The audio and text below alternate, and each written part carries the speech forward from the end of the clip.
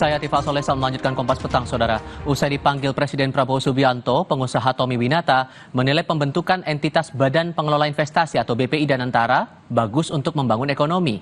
Selain Danantara, bos Arta Graha Group itu mengaku membahas penciptaan lapangan kerja. Tommy menjelaskan pertemuan Presiden dan pengusaha swasta tanah air membahas maraknya gelombang PHK di Indonesia.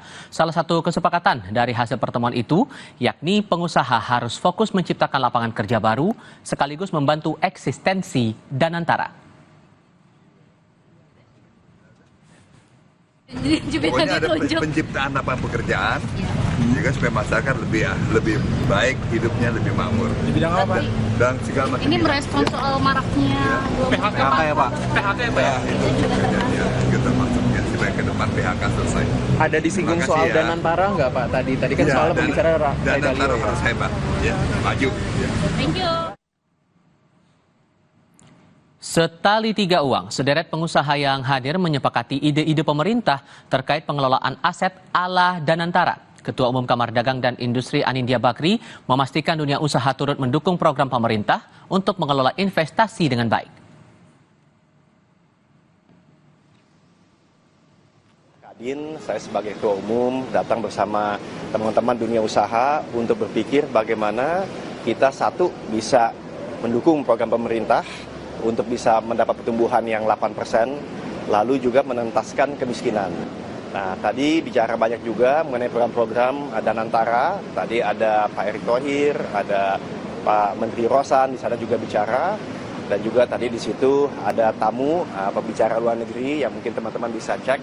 Nah, dia juga berbagi pemikiran bahwa Danantara ini adalah suatu terobosan yang luar biasa. Tapi bagaimana kita bisa melakukan tata kelola yang baik, investasi yang baik untuk bisa menghasilkan sesuatu yang baik.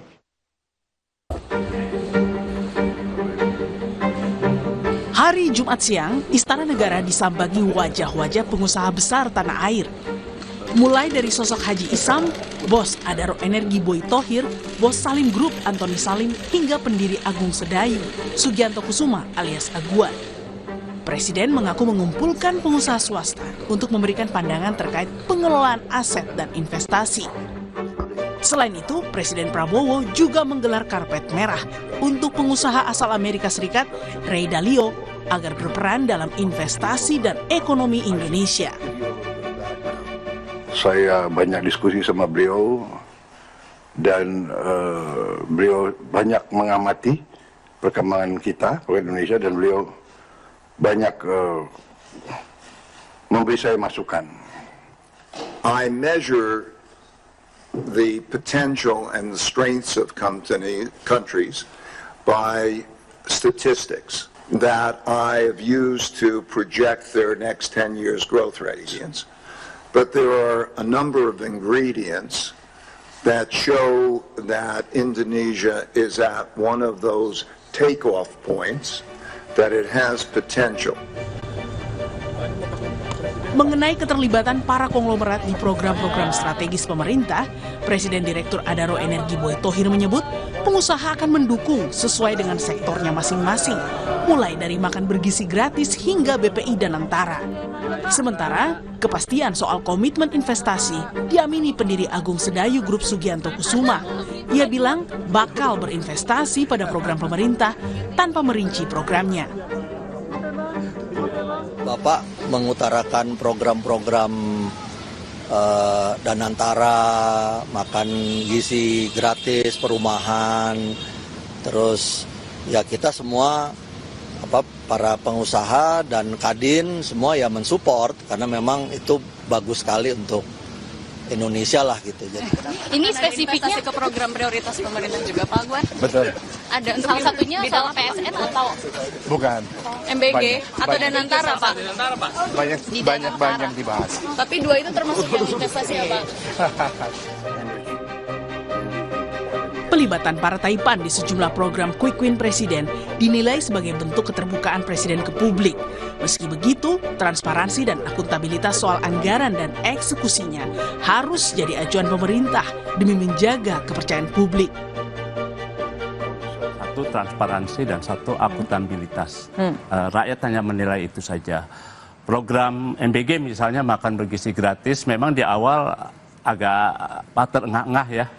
Tapi kalau itu dilakukan dengan transparan dan pun memiliki akuntabilitas yang tinggi, pasti itu akan ditopang oleh masyarakat karena itu potensi penyalahgunaannya juga besar. Sejauh ini, pemerintah sudah melakukan efisiensi APBN sebanyak 2 tahap dengan total 600 triliun lebih.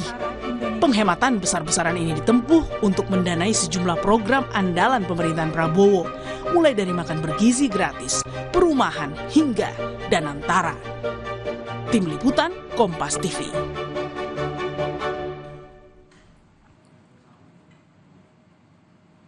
Setelah efisiensi besar-besaran untuk mendanai sejumlah program strategisnya, Presiden Prabowo kini secara terbuka mengundang sejumlah pengusaha besar ke istana. Para pengusaha ini mengaku dilibatkan untuk menuntaskan persoalan ekonomi seperti PHK hingga membantu Danantara. Lalu sebesar apa dampak perbaikan ekonomi kita dengan melibatkan para konglomerat di program prioritas pemerintah? Dan akan seperti apa pula imbal balik dari segi ekonomi dan politik bila pemerintah merangkul para pengusaha takap itu? Kami akan bahas bersama dengan para narasumber. Bergabung saat ini juru bicara Partai Gerindra Astrio Veligen, juga bergabung bersama kami Direktur Eksekutif Selyos Bima Yudhistira dan Direktur Eksekutif Indikator Politik Indonesia Burhanuddin Muhtadi. Selamat sore semuanya, apa kabar? Selamat sore Mas Tifal. Pertemuan Presiden Prabowo dengan para pengusaha yang disampaikan, ditunjukkan secara terbuka ini, Mas Bima, sejauh mana Anda menangkapnya? Ya, ini membuktikan bahwa Pak Prabowo menuju pada state capitalism ya. Jadi kapitalisme negara, jadi negara yang ingin di-backup oleh orang-orang yang paling kaya di Indonesia gitu. Sebenarnya kan tanpa ada pertemuan itu sebelumnya mereka sebagian besar kan sudah menjadi pendukung secara politik di belakang Prabowo dan ide-ide program kampanye Pak Prabowo gitu. Jadi untuk apa ada pertemuan lagi? Jadi kalau ada indikasi pertemuan lagi, ini makin melihat bahwa Pak Prabowo semakin membutuhkan pengusaha-pengusaha yang menjadi orang-orang paling kaya ini karena ada kondisi situasi ekonomi yang mendesak. Apa? Ya salah satunya adalah PHK. Jadi sektor di industri manufaktur ini kan sangat penting, tapi PHK-nya tahun lalu aja sudah 80.000 orang sekitar itu. Kemudian Januari, Februari itu sudah lebih dari 13.000 orang yang di PHK. Artinya memang perlu dukungan dari pihak swasta. Tapi kan sebenarnya masalahnya bukan itu. Masalahnya pelaku usaha ini kan juga akan sangat pragmatis untuk melihat saya dapat apa gitu dari kemudian mendukung pemerintahan. Nah ini yang dikhawatirkan makin banyak kawasan ekonomi khusus dan PSN yang konsesinya diberikan pada pengusaha-pengusaha super kaya ini. Seharusnya sebenarnya Pak Prabowo mengundang orang kaya ini sekarang sudah bukan waktunya lagi minta dukungan untuk menjalankan program, tapi minta mereka membayar pajak kekayaan atau kepatuhan pajaknya lebih besar. Itu yang harusnya kita dengar kemarin. Salah satunya masalah PHK itu, Mas Rio. Apakah ini bisa dikatakan pemerintah sedang kewalahan sehingga butuh bantuan dari para pengusaha ini untuk bisa menangani masalah PHK dan sektor ekonomi yang lain, Mas Rio? Terima kasih Mas Tifal. Saya sangat menyayangkan statement dari Mas Bima barusan ya, yang cenderung menggiring opini ke arah bahwa seakan-akan negara ini sedang meminta dukungan dari pihak swasta dikarenakan ada suatu kegawatan.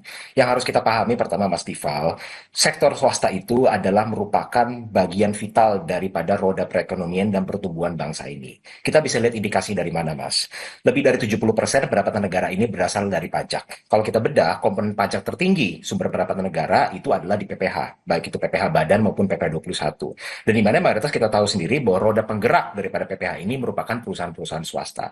Jadi memang itu sebuah merupakan fakta. Bahkan sedari dulu memang swasta ini memang sangat berkontribusi terhadap perekonomian negara. Kedua adalah kita harus mengetahui Indonesia itu memang kita memiliki sebuah keterbatasan ruang fiskal yang tidak hanya terjadi di tahun ini saja, tapi sudah dari tahun-tahun sebelumnya.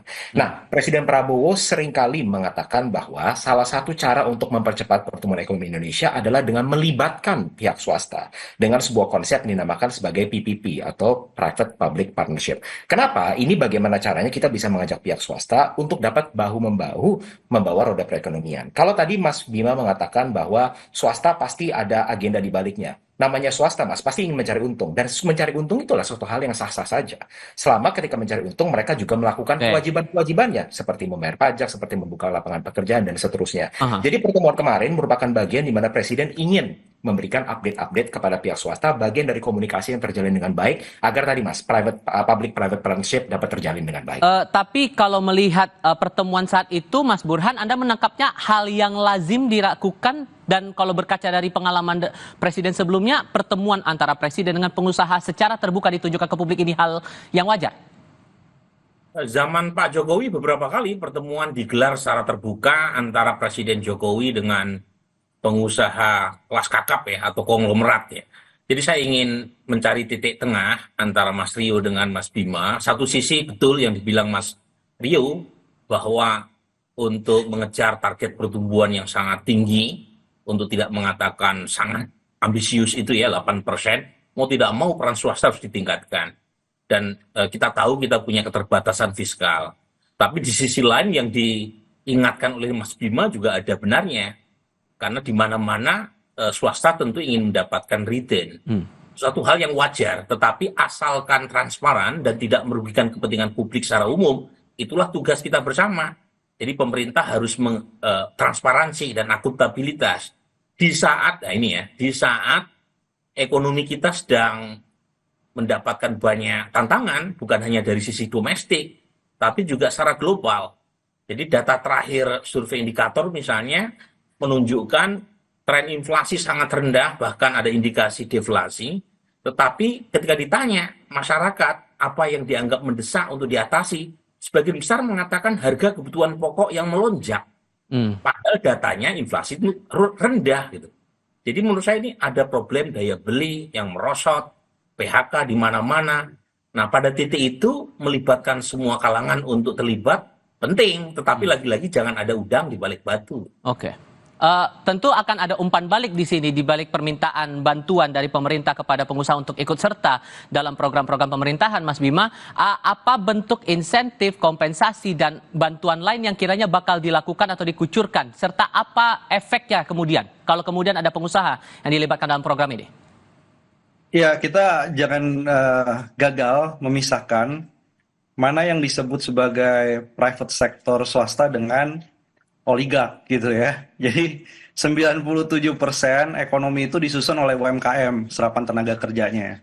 Kemudian sebanyak 60% itu kontribusi ekonomi itu ada di UMKM. Tapi yang diundang ke Pak Prabowo itu perwakilan UMKM atau perwakilan korporasi besar. Nah, itu yang pertama. Kemudian yang kedua, kalau bicara soal insentif, dalam 10 tahun terakhir bahkan, dan dilanjutkan oleh Pak Prabowo, itu insentif bebas pajak, tax holiday, tax allowance yang diberikan kepada konglomerat-konglomerat di Indonesia, ya itu udah sangat banyak gitu. Jadi buat apa lagi ada pemberian insentif? Berapa banyak kawasan ekonomi khusus, proyek strategis nasional yang dikerjakan oleh konglomerat-konglomerat ini yang diundang. Jadi negara sudah terlalu baik, saya kira, dalam memberikan banyak sekali insentif yang dinikmati oleh para pengusaha kakap. Yang kurang adalah insentif ke UMKM. Nah, ini jadi kalau swasta yang dimaksud mana adalah swasta yang UMKM ini yang harusnya butuh dukungan. Nah, selain itu juga kalau kita lihat ya, ini kan konflik kepentingannya menjadi cukup meningkat ketika Danantara yang menjadi aset dari BUMN meminta saran ini kepada mereka yang sebelumnya memang sudah punya banyak sekali kepentingan gitu dalam banyak proyek pemerintah, dalam program pemerintah. Jadi yang harus ditanyakan kepada Pak Prabowo gitu, kepada pengusaha-pengusaha ini adalah, ini rasio pajak, ini akan rendah. Dan bagaimana caranya agar pengusaha ini secara konkret membantu. 81,6 triliun pajak kekayaan yang harusnya kita bisa tarik dari 50 orang paling kaya di Indonesia.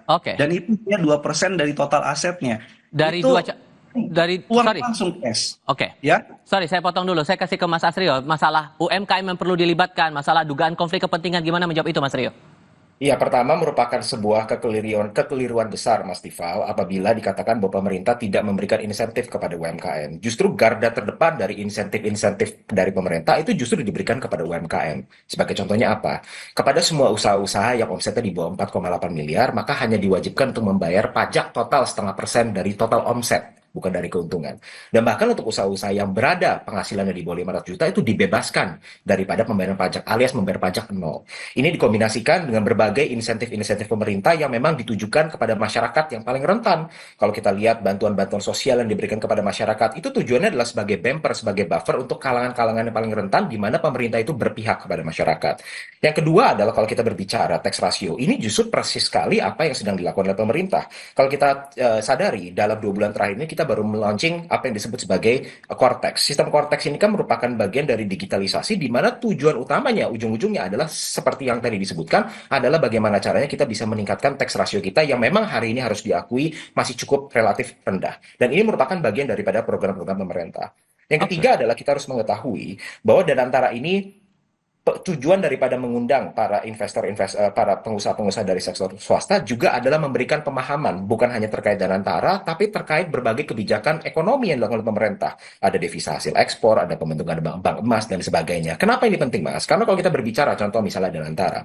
Danantara itu kan sebagai sebuah sovereign wealth fund, mereka bisa berinvestasi pada hard asset, pada financial assets, maupun terhadap industri-industri yang bersifat hilirisasi. Nah, mayoritas daripada investasi yang akan dilakukan, tidak mungkin dilakukan oleh Danantara sendiri, Mas.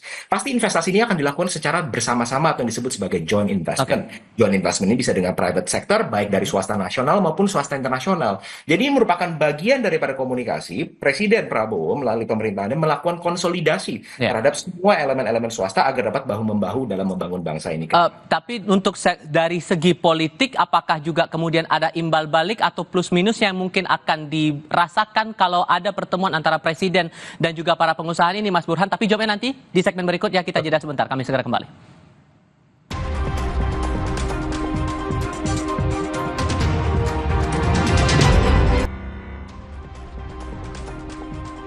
Satu informasi terlebih dahulu sebelum melanjutkan diskusi, Saudara, Presiden ke-7 RI Joko Widodo bertemu dengan Hasyim Joyo Hadikusumo di Solo, Jawa Tengah pada Jumat kemarin. Pertemuan berlangsung cukup lama, membahas banyak hal, termasuk kemungkinan pertemuan antara Jokowi dengan Presiden Prabowo Subianto. Kedatangan Hasyim disambut langsung Jokowi. Pertemuan yang berlangsung selama 2 jam secara tertutup itu disebut Hasyim sebagai silaturahmi biasa, sekaligus menyampaikan rencana pertemuan antara Presiden Prabowo dengan Jokowi. Sementara menurut Jokowi, tidak ada pembicaraan politik yang berat antara keduanya. Ia menambahkan mereka lebih banyak membahas persoalan ekonomi.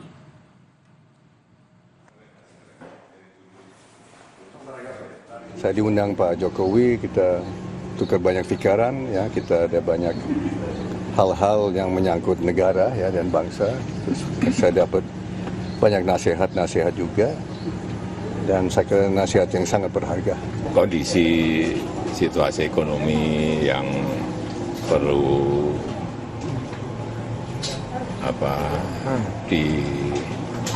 diinjeksi dari segala sudut agar target growth, target pertumbuhan ekonomi dari pemerintah bisa tercapai. Melanjutkan pertanyaan saya di segmen sebelumnya, Mas Burhan, kira-kira dalam pertemuan Pak Prabowo dengan para pengusaha kemarin itu apakah ada implikasi dari segi ekonomi, dari segi politik? Ya, saya sendiri tidak tahu persis ya. Yang kita lihat kan tentu saja panggung depan, panggung belakangnya siapapun nggak punya akses kecuali ya Pak Prabowo atau para pengusaha itu sendiri. Tetapi kalau kita baca literatur ilmu politik, misalnya Investment Theory of Party Competition, karyanya Thomas Ferguson, itu clear tuh. Dalam konteks money driven political system, memang tidak ada dalam politik itu freelance, ya. Tidak ada makan siang gratis. Tapi dalam kebijakan Pak Prabowo ada makan siang gratis ya. Tapi dalam politik nggak ada, no freelance. Ya. Yang kemudian dalam konteks lokal, misalnya penelitian orang seperti Fethi Hadis ya, yang menyebutkan teori tentang oligarki, lagi-lagi kekhawatiran Mas Bima memang ada justifikasi empiriknya. Ya tentu saja ya buat Pak Prabowo dan pemerintahan beliau ya harus dijawab dengan akuntabilitas dan transparansi tinggi. Jadi kalau istilah tadi Pak Jokowi dalam wawancara yang barusan ditayangkan, dalam kondisi ekonomi seperti sekarang, injeksi perlu dilakukan dari berbagai macam sudut. Tetapi sejauh mana injeksi itu tidak merugikan kepentingan publik secara lebih besar, itu yang menjadi tugas kita bareng-bareng gitu loh. Karena terus terang, memang susah kalau kita mengandalkan semata-mata dari government spending kan.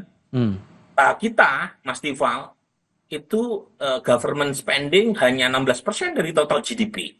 Padahal di negara-negara OECD itu minimal 40%. Jadi mau tidak mau memang harus melibatkan swasta, tetapi swasta seperti apa?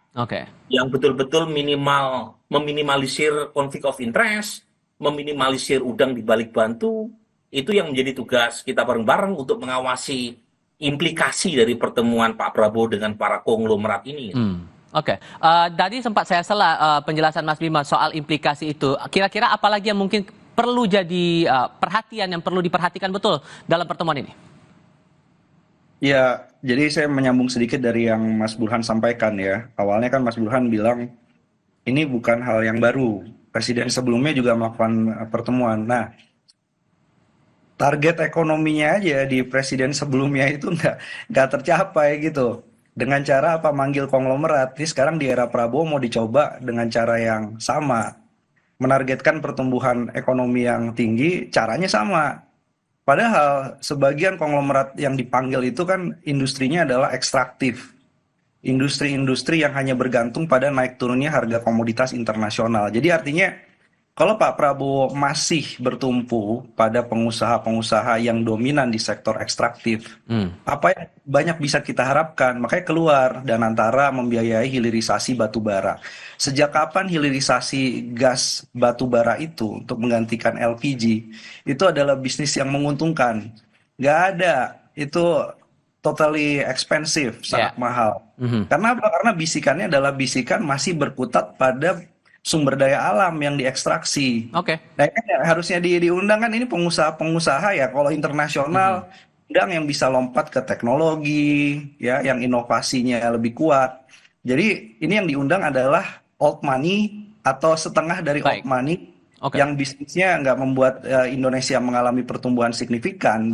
Di sisi lainnya juga Mas Rio, di hari yang sama saat pertemuan antara Pak Prabowo dengan pengusaha, Pak Hashim juga bertemu dengan Pak Jokowi. Ini membahasnya juga situasi ekonomi yang sedang lesu. Kenapa pembahasannya bersama dengan mantan presiden, dan apakah ini saling terkait dengan pertemuan Pak Prabowo dengan para pengusaha di istana? Saya rasa pertama keliru kalau ini adalah untuk membahas situasi ekonomi yang sedang lusuh, Mas Tifal. Yang lebih tepatnya adalah bagaimana caranya kita dapat mengkonsolidasikan semua pemikiran-pemikiran, kekuatan-kekuatan terbaik bangsa untuk bahu-membahu agar kita bisa mencapai pertumbuhan Indonesia menuju 8%. Pertumbuhan ekonomi Indonesia 8% itu dilakukan agar Indonesia bisa menjadi sebuah negara yang maju, Mas Tifal. Inilah kenapa alasan Presiden Prabowo menyebutkan bahwa jika kita ingin menembus pertumbuhan 8%, kita tidak bisa melakukan ini dengan cara business as usual. Itu yang pertama. Yang kedua, saya ingin menyinggung sedikit tadi pernyataan Mas Bima yang mengatakan bahwa industri gasifikasi batu bara untuk mengganti LPG merupakan industri yang tidak menguntungkan. Mungkin saya nggak tahu. Mungkin Mas Bima ini lebih senang kalau misalnya Indonesia ini memberikan uang kepada pihak asing supaya kita terus-menerus impor LPG. Mungkin itu yang ada di dalam benaknya Mas Bima. Tapi terakhir yang ingin saya sampaikan, Mas, ini yang tidak kalah penting. Tadi seperti disebutkan oleh Mas Burhan. Ada 4 komponen utama pertumbuhan ekonomi. Dan ini merupakan alasan utama kenapa pertemuan-pertemuan ini gencar dilakukan. Kenapa Danantara itu dibentuk. Kenapa kita memberlakukan devisa hasil ekspor. Kenapa kita membuat bank emas pertama kali. Kenapa PPN tidak jadi dinaikkan dari 12% tetap menjadi di 11%, Mas. Karena pertama, kita memiliki 4 pilar besar dalam pertumbuhan ekonomi. Paling besar tentu saja adalah di konsumsi rumah tangga atau domestic consumption. Nah, anchor-nya utamanya Mas Tifal adalah bagaimana caranya kita bisa memanfaatkan investasi ini. Agar investasi-investasi ini dapat membuat industri-industri baru di dalam negeri yang ujung-ujungnya akan menciptakan lapangan pekerjaan baru yang berkualitas, yang ujung-ujungnya dapat memboost kita konsumsi rumah tangga. Dan juga yang lebih tiga kali penting adalah pemerintah telah melakukan beberapa program efisiensi di mana government spending ini ke depannya akan semakin berkualitas. Jadi saya rasa yang saya ingin gaungkan adalah Mas Tifal terakhir adalah optimisme bahwa Indonesia is on the right track dan kita tidak akan melakukan business as usual. Jangan kita terkelabu, jangan kita terbayang-bayang oleh pikiran pesimis. Oke, Mas Astrio, Mas Burhan, Mas Bima, terima kasih banyak sudah mau berdiskusi bersama kami hari ini. Sehat selalu semuanya. Selamat sore. Terima kasih. Selamat sore. Berita lain hadir sebentar lagi. Sekretaris Kabinet Teddy Indra Wijaya mendapat promosi kenaikan pangkat 1 tingkat lebih tinggi menjadi Letnan Kolonel. Kasat TNI Maruli Simanjuntak menyebut Teddy mendapat penghargaan dari Mabes TNI.